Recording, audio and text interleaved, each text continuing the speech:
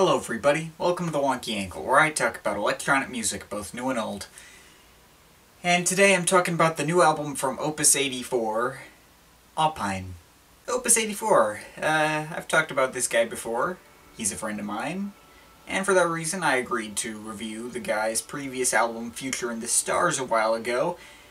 I recommend checking that review out. Now, even though it's not even been a full year since that album came out, quite a lot has happened since then in the world of Opus 84. His style has changed quite a bit and moved into a lot more experimental and IDM territory. In fact, so much has happened over the course of 2016 for Opus that I will now go down his discography so far. This one gets a little boring in some parts, but it's a pretty decent debut. There are definitely some moments here where you can tell the artist is just a teenager and didn't totally know what he was doing, but there are surprisingly a lot of really good moments throughout. Seems he cut down a few tracks on the Bandcamp release. 2 I agree with and 2 I don't. But thankfully the ones I don't are still up on SoundCloud and all of them are still up on YouTube, so yeah. I reviewed this one already, and even gave it a spot on my best albums of 2016 list. But to reiterate, I think this album has a lot of filler on it, and seriously needed to be cut down. I almost never listened to it all the way through, but if you can cut it down to like just these 12 tracks, then you got a damn good album there. To be honest, I didn't love this. It's mostly like abstract Autechre-inspired stuff that didn't catch my interest. But I did quite like the track, Crooked Binary. This one is all Druk-style prepared piano pieces, and while most of them are blatant to the point of me being able to pinpoint specific tracks on Druks where they were emulating, there is one track called 0010 T-Set that turns the Druk style into something like Elton John's Benny and the Jets, and the EP is worth checking out, basically just for that one track. This is a pretty cool ambient single. Enjoyed this one quite a bit too. Alright, there's 2 of these mixtapes, or whatever you want to call them. Opus with a bunch of his friends on a Discord chat.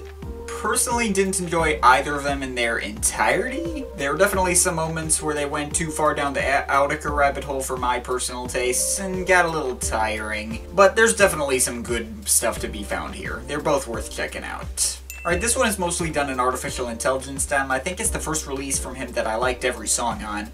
Good stuff, although unfortunately as of recording this, it's not available for download on his Bandcamp page. And I think he might be reworking it or something. I don't know. But hopefully it becomes available again soon, because yeah, I like this one. Which brings us to here. Yeah, real productive couple of months for this guy, but now we've come to the guy's 3rd real album. So I've seen his taste slowly shift from deadmau5 and mainstream EDM and the like, over to avant-garde and IDM. I wasn't really sure what I would get on this 3rd album, but I had a feeling he'd be doing more experimental Autechre-y stuff, given the gibberish song titles. I've said in the past that while I have a ton of respect for Autechre, I've never considered them to be an all-time favorite band. I have a hard time getting into some of their stuff, thanks to their tendency to go so far out there, nearly to the point of complete unlistenability. But I was still interested in what Opus had to offer, so I got my hands on Aupine and gave it several listens. How did it turn out? Well, as I said, I expected a ton of like Confield draft era Autechre style experimentation, and to be honest, I think I really only got that on one track.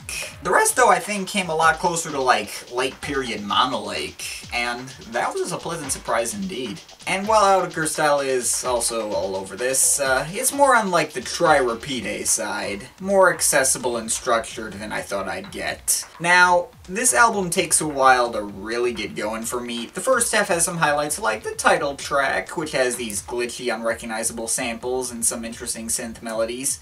It's got Rastichild, or Rastichild, I don't fucking... which sounds like it came right out of Monolake's VLSI, except for one section, like, of these bright synth melodies that are much more along the artificial intelligence lines, or kinda actually remind me of, Playad, the first track on Not for Threes, Habla Idio. There's Null C, which is kind of formless, but has a nice atmosphere to it, I guess. Like, maybe wouldn't have been out of place on Quaristis. And Router, which is, again, a dead ringer for Monolake. I'm reminded of tracks like Shutdown and Reconnect from the Silence album. However, there's also the second track, which I'm not even going to try to pronounce, which has some cool percussion patterns like LP5, but wasn't particularly interesting for me. And there's also Red 212 Pel, which is the above-mentioned track that actually goes all out Confield. All glitchy experimentation and mostly formless, gets pretty harsh in some areas. When Opus gave me the download for this album, he told me, oh, you won't like Red 212 Pel.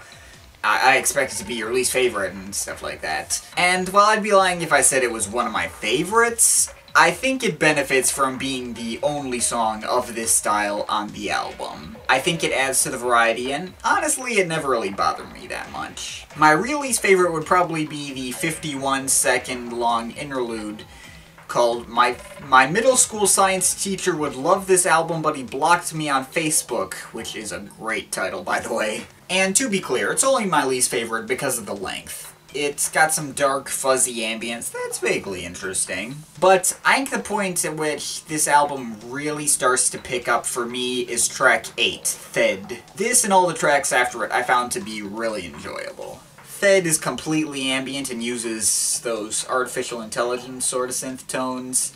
Then we have Tinkering 2, which is all clock ticking noises. And then Nxte Perc, which contrasts sharp and glitchy percussion with some warm ambient pads. Pretty laid-back track and pretty cool. Grit 008 has a slow thumping beat like Letterel or Stud from Try Repeat, but a dark melody like those on VLSI. Mac1MS has lots of dark ambient pads and percussion that occasionally sounds like the pop you get from a Bandit in Pro Tools, but like on purpose. And the finale track, 50 Gander End, heavily reminds me of Boards of Canada. And there's also a download exclusive bonus track called The Tines that's very similar to the earlier track Thed. Cold artificial intelligence-y synth tones making a completely ambient track stretched on for 12 minutes.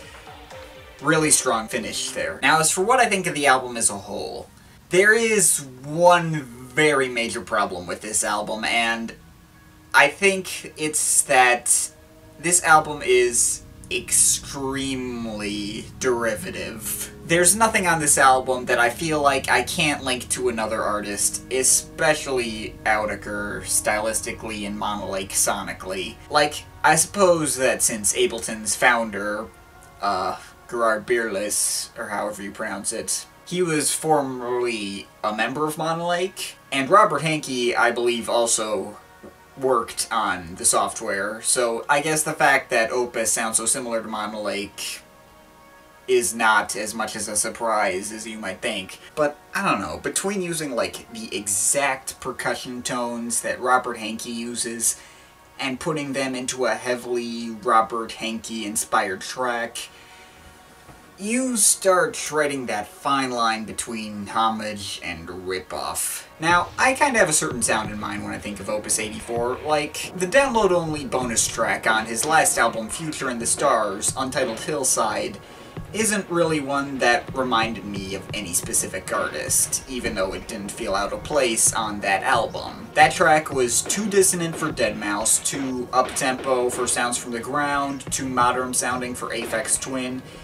It just feels like an Opus 84 track, and nothing else. Now, as seen from his edited-down version of his first album, I can tell that Opus has absolutely no interest in making more modern-sounding dance music again, and that's fine. But, in my opinion, the originality was not particularly strong on this album, and since I just in general enjoyed the melodies on Future in the Stars more, I still prefer that album. But for what it's worth, I did still enjoy this album quite a bit. I think Opus 84 has come a long way as a producer and a composer, and has shown quite a bit of capability here. Again, it's just the originality needs work. I could probably put Router in the middle of VLSI and not even notice anything had changed. Or granted, it would have to be VLSI and not any of the other ones, because that one hasn't gotten as many repeat listens and I would be more likely not to notice. But I suppose that also speaks to how far he's come as well. Sure, it's basically just one giant homage to Autechre and Monolake,